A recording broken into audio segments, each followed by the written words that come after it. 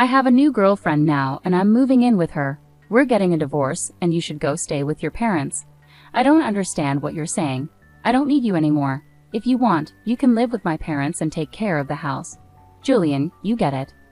My in-laws and my husband laugh at me. They're terrible people.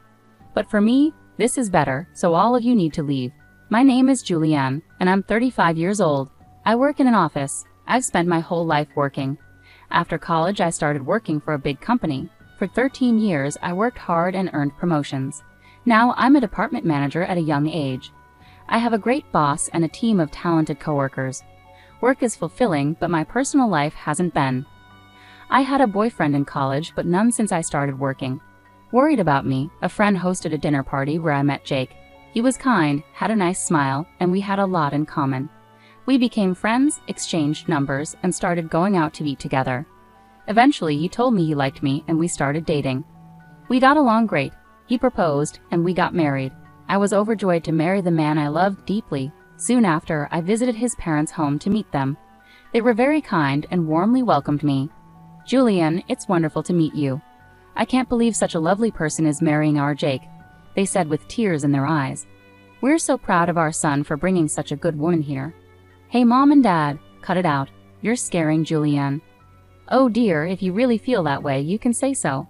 It's just a compliment, so don't worry. His parents were very friendly and easy to talk to, much like him. Julianne works for a big company, right? Yes, she does. It's impressive to see a woman who works hard. Will you stop working after you're married? No, I plan to keep working. Well, having a stable job at a good company is a good thing. I felt relieved. Some of my friends had mothers-in-law who urged them to quit their jobs, saying it was a wife's duty to support her husband, so I was grateful. I thought to myself that my future mother-in-law was understanding and kind. After we greeted my parents, we got married. I was filled with excitement about our new life together. My husband moved into my house, and we started our life as newlyweds. I was thrilled to spend all my time with him at home and to have him there when I returned from work. 8 months later, my husband brought up something he wanted to talk about. I'd like us to live with my parents if you're okay with it. What do you mean, live with them? Yes, they're getting older and I'm worried about them. I understand. My parents are around the same age, but my brother and his wife are living with them now, so they're taken care of. But since you're an only child, it makes sense that you're concerned about your parents. Are we moving in with them? Yes, that's the idea, but I'm not sure if there's a spare room available. They use every room for one reason or another. Actually, if you're okay with it, I think it would be a good idea to renovate my parents' house and turn it into a duplex. A duplex? Yeah, that could be a lot more affordable than buying a new house. We get to live in a nice, spacious home and still have our own privacy, right? I think so too. It sounds like a great idea. My in-laws are nice people and living in separate units would make things less stressful. Great, I'm glad you're on board. My parents will be thrilled. I was happy to see my husband so pleased. Later, when my in-laws visited, they were very grateful too. They were such a kind and cheerful family that I didn't mind the idea of living close to them. Soon after our discussion about renovating their house, my husband surprised me with a remark. Actually, I need to ask you a favor. Could you pay for the remodeling? You mean, cover the entire cost? Yes. Why? My husband seemed uneasy. The truth is, we're in debt. I was shocked. Neither my husband nor his parents had ever mentioned this before, not when we were dating or even after we got married. How much debt are we talking about? About $250,000. What? I thought it might be a few tens of thousands, but that's a lot more than I expected, I exclaimed. It must have started small and just kept growing. Even if I wanted to help pay it off, it sounds impossible. My parents are already living on a pension, and the debt keeps piling up. I see. I couldn't hide my surprise and dismay at this sudden revelation. Julian, I need your help. Will you assist me in paying off my father and father-in-law's debt? They're struggling financially and my own income isn't substantial either. Doesn't that make it difficult for us to renovate the house and live together as planned? No, that's still important to us. You've asked me to cover the remodeling costs and my father's debt, which amounts to $250,000. I understand. These are tough decisions, but I want to build a life with you, Julianne, and I want to support my parents. I love both of them, and I love you. I hate to ask this, but if you truly love me, please help me out. I promise to repay you gradually. I was deeply upset. My husband and his parents had no one else to turn to but me. I knew my husband loved me sincerely, but I felt blindsided by this revelation. Love can sometimes make us overlook such challenges, I thought to myself. All right, I'll take care of it, I reluctantly agreed. After my husband expressed his gratitude and shook my hand, he shared the news with my in-laws, who later came to our house to apologize. My mother-in-law was so moved that she even shed tears of joy. I have to give this my all, I resolved. Taking on my in-laws' debt was now my responsibility, and I was determined to handle it. Though I had some savings, I was apprehensive about paying it all at once. Therefore, I decided to use $60,000 from my savings and pay the rest in installments. During our discussion on repayment, I laid out my installment plan, and my in-laws agreed that it was acceptable. Why don't you transfer the money directly into the debt repayment account? We're not very good at managing finances, and I'm a bit hesitant about handling a large sum, my husband suggested. My in-laws nodded in agreement. Transferring funds first to their account and then to the repayment account would be cumbersome. Since it was a substantial amount, I didn't want there to be any confusion, so I agreed to transfer the money directly. Once everything was settled, my in-laws appeared visibly relieved. Now we don't have to worry about the monthly debt payments. It's been really stressful. Dad, Mom, you should really thank Julian properly. Well, I can't count how many times I've thanked you. I can't thank you enough. Thank you so much. I'm so grateful that Julian is my son's wife. No, please, it's okay, I insisted. I'm just happy to see you both happy.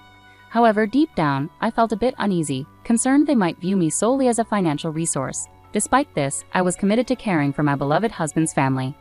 With their happiness in mind, I began making the payments, and we renovated our house into a two-family home. We started living together in a beautiful and spacious house. My in-laws were thrilled, and my husband's eyes sparkled with joy in our new home. I enjoyed cooking in the new kitchen and appreciated the renovations. It made things more convenient and closer to my work, cutting down my commute and giving me more time for personal pursuits, like studying. I worked tirelessly every day to pay off the debt.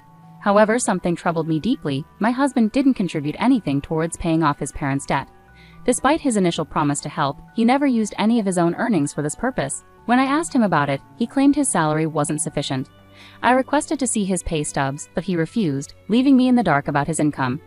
For about a year, I diligently worked to reduce the debt. One day, my in-laws inquired about the remaining balance. If it's been a year, you must have made a dent in the debt, right? We've managed to pay off about $60,000 this year, so there's still roughly $180,000 left, I explained. My in-laws were astonished. What? You've already paid off that much, Julian? That's incredible. At this rate, you'll clear the debt in about 5 years. I'm determined to keep working hard until it's paid off, I assured them.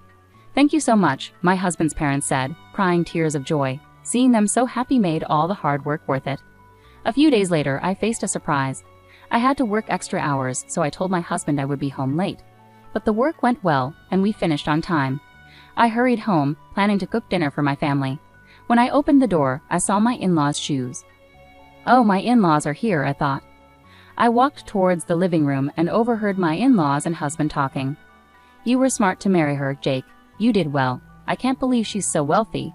When I found out she works for a big company, I made sure to be careful and win her over. You should appreciate her more. Wow, you're one of the people who caused that debt. What? But I owe the least. What are you talking about? How much did you spend on horse racing? Your gambling is terrible. I hit the jackpot once in a while, so sometimes we were actually ahead. How can we be ahead when we owe $250,000? But at this rate, we'll be able to pay off the debt and get back on track. That's really great. And she even remodeled our house. I've got a really good wife.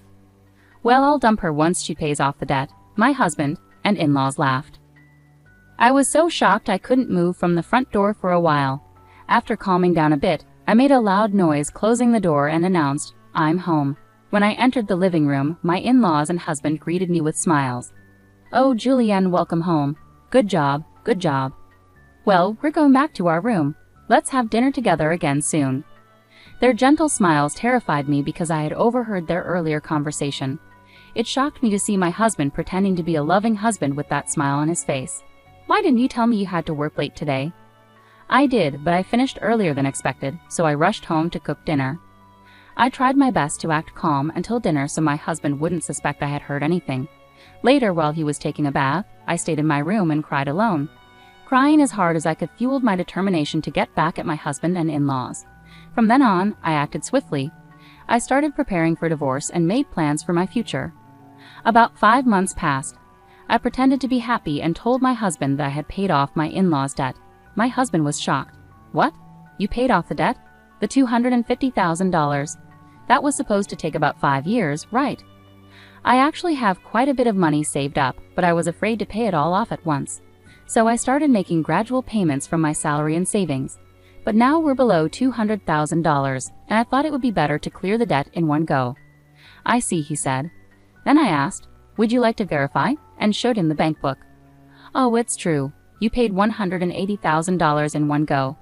My husband tried to hide his excitement, but I could tell he was eager to leave. Wow, Julianne, thank you. My parents are going to be thrilled. He pretended to wipe tears from his eyes, but I knew it was just an act. Soon after, my in-laws arrived and expressed their gratitude. Thank you so much. We're so grateful to have met Julianne.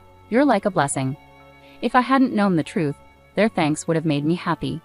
But I knew their true feelings, and I only pretended to be nice because I was preparing for my plan. A few days later, my husband asked to talk to me. He looked very serious. What's going on? I asked. I'm sorry, Julianne, but you have to leave me. What do you mean? I acted surprised deliberately. I have a new girlfriend, and I'm moving in with her. So I'm divorcing you. You'll go stay with my parents. Jake's sudden statement shocked me. While I had overheard their earlier conversation about him planning to leave once the debt was paid, I didn't expect him to openly admit his infidelity. What does he mean by sending me to his parents' place? I don't understand, I said. My husband's demeanor turned cold. You're not very understanding. I don't need you anymore, but you can stay here as a provider or housekeeper. Then the front door opened, and my in-laws walked in. Jake, did you finally tell her? Yes, I did. Wish I could have seen her face, Jake replied. You can move in with us if you do the chores. We'll charge you rent, of course. My in-laws and husband laughed at me. They were the worst. All of you need to leave, I said firmly. My in-laws scoffed at my remark. What are you talking about? Have you forgotten? I can easily pay for the house renovation myself. I changed the house title to my name, so I have the right to decide who stays and who goes. My in-laws looked shocked when they remembered the house title was in my name now. I was stunned by their audacity. I'm sorry, but you can't live here anymore. If we divorce, you'll be strangers, I told them firmly. My in-laws realized the gravity of the situation, but my husband, not wanting to be outdone, argued back. But you took on our debt and paid it off. You're the one losing money. If we didn't have debt, we could afford to move out. That's right, my in-laws and husband agreed. Thanks for letting us live in this nice house while you paid off our debts. I'm sorry, but I didn't pay off the remaining $180,000 debt. What? But your bank book showed money missing. That money was from a separate account I managed. The debt remains at $180,000. I delayed the collection process by making continuous large payments, but it's time for the remaining amount to be paid, and you are responsible for it. My husband and in-laws were stunned. Then I confronted them further. Jake, you admitted to cheating, so you'll need to pay. I'll also seek compensation from your partner for the affair. Oh no, she only stayed with me because she thought I had money and a house. If I have to pay alimony, she'll leave me. I'm not concerned about that. Actually, I'm sorry. Please don't leave us, my husband pleaded. My husband feared losing his lover, while my in-laws feared losing me. Their selfishness was evident. I want nothing more to do with any of you. I'm putting this house up for sale. Furthermore, I'll be seeking reimbursement of the $120,000 debt I paid on your behalf through my lawyer. My in-laws stood frozen, realizing the severity of their situation. I then pursued divorce and alimony from my husband through legal channels. I also sought alimony from his lover and reimbursement of $120,000 from my in-laws for what I had paid. Actually, the renovated house sold for about $400,000 in a prime location, and it was bought by a family looking for a duplex. After paying off the $120,000 debt and spending $200,000 on renovations, I ended up making a profit of $80,000 from the sale. In addition to that, I received alimony from my ex-husband and his affair partner, significantly improving my financial situation. On top of all that, I also received a $120,000 payment from my ex-parents-in-law. Ultimately, I benefited the most from this whole ordeal. I believe this outcome is fair given the significant damage and distrust I experienced. Initially, I had savings from learning how to invest, with the aim of paying off my in-laws' debts quickly. With a solid financial base, I invested tens of thousands of dollars, and my assets grew substantially within a year. Alongside this, I received a raise at work, boosting my income. These financial preparations allowed me to take decisive actions. Unfortunately, my former in-laws ended up in debt again and lost their house, but they brought it upon themselves through their deception. Those who deceive others must face the consequences. This experience has taught me the importance of caution and better judgment in trusting people. Going forward, I plan to continue saving and growing my assets to secure a comfortable future. My goal is to create happy memories with genuinely trustworthy people. For instance, I began by enhancing my financial knowledge through courses and books on investing and personal finance. This foundation enabled me to make well-informed decisions about where to invest my money. As time passed, I diversified my investments across various asset classes such as stocks, bonds, and real estate. This approach helped me steadily and securely increase my wealth. Additionally, I seized opportunities to advance in my career. I pursued additional training and certifications relevant to my profession. These efforts paid off when I achieved a significant promotion and salary increase. The higher income allowed me to save more and adopt a more aggressive investment strategy. Throughout this journey, I maintained focus on my long-term objectives. I aimed to secure a comfortable retirement and ensure financial stability for my later years. I also wanted to be able to assist my loved ones if they ever needed financial support. This vision served as my motivation and kept me disciplined in pursuing my financial goals. Eventually, my hard work paid off. I bought a beautiful home in a wonderful neighborhood and traveled to places I had always dreamed of visiting. More importantly, I cultivated strong relationships with friends and family who genuinely cared about me. These connections brought me immense happiness and satisfaction. Reflecting on my past, I realized that the challenges I faced with my ex-husband and in-laws taught me invaluable lessons. They pushed me to become more independent and knowledgeable about finances. They also underscored the importance of surrounding myself with trustworthy and supportive individuals. In conclusion, I turned a tough situation into an opportunity for personal growth by focusing on my financial well-being and personal development.